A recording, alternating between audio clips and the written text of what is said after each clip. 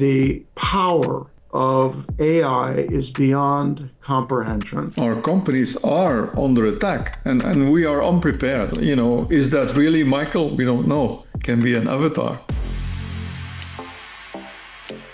AI-generated music is flooding streaming platforms and threatening to erase the line between creation and theft. I sit down with entertainment power player Mike Ovitz and technologist Walter De Brouwer to talk about their new venture, SoundPatrol, a research lab developing cutting-edge neural fingerprinting to help artists protect what's rightfully theirs and put creators back in control. Can you briefly explain what the company is doing and what problem you're trying to solve with SoundPatrol? I think that what occurred is we started talking, and I said to Walter, I'm curious, can you watermark or neural fingerprint songs? And he said, of course, it's elementary, which was an immediate put down of me because I don't find anything he does elementary. I said to him, we have a new business. We are going into the IP protection business, something that many of us in the media business have been working on since inception. I picked up the phone and called a longtime friend, Lucian Grange,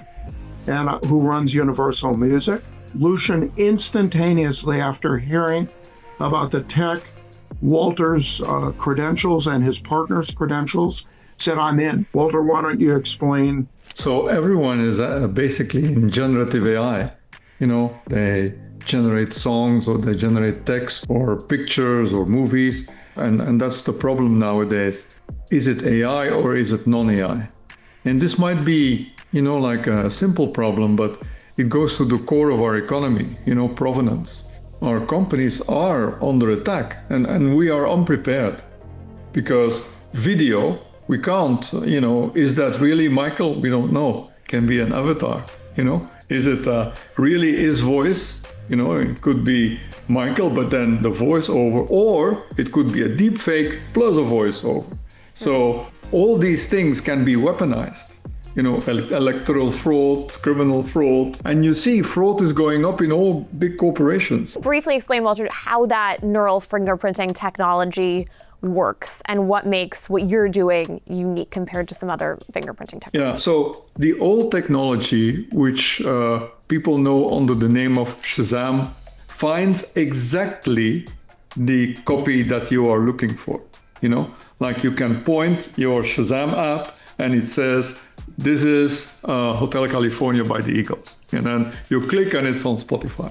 What we are up now is not copies. They are distorted copies, manipulations, atoms of music that are put together, from millions of songs into one song. It's that you generate songs and put them on distribution.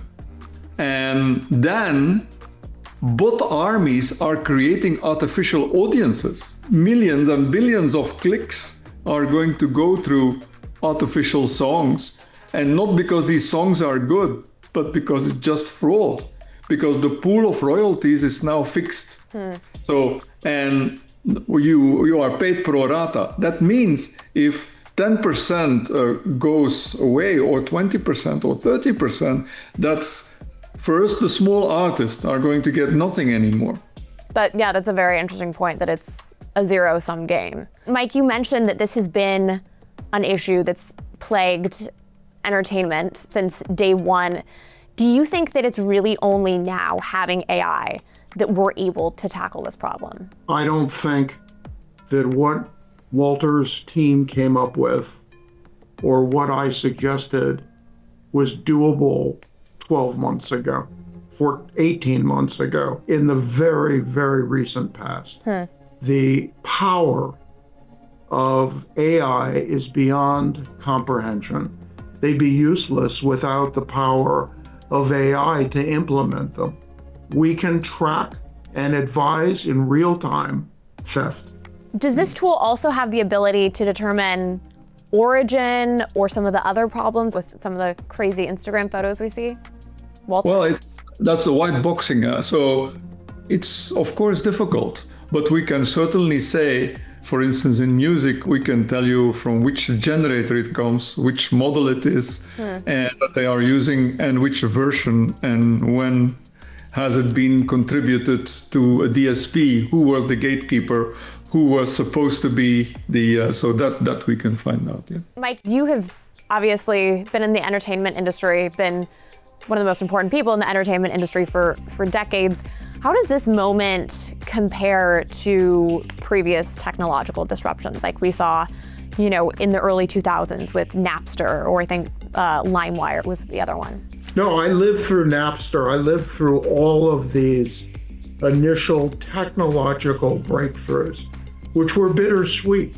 The fact that we had the technology to provide that service was fantastic. The fact that those services scraped illegally was not so fantastic. Mm-hmm.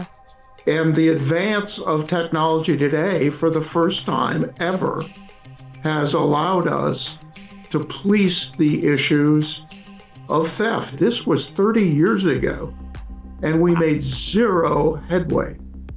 Today, with this technology that Walter and his team have created, we're already making inroads in real time already. The older technologies, which advanced technology, destroyed the ownership model. And now we're setting that where it should have been all along.